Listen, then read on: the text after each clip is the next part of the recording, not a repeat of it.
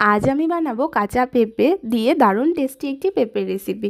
তো হ্যালো বন্ধুরা, কেমন আছো সবাই? আশা করছি সবাই ভালো আছো। তো চলো রান্নাটি শুরু করা যাক। প্রথমে একটি কাঁচা পেঁপে ও কয়েকটি আলু ছোট ছোট টুকরো করে নিয়েছি। এরপর গ্যাসে একটি কড়াই বসিয়ে কিছুটা তেল দিয়ে টুকরো করে রাখা পেঁপে ও আলুগুলো দিয়ে নুন হলুদ দিয়ে কিছুক্ষণ ঢেকে রেখে ভেজে নিয়েছি।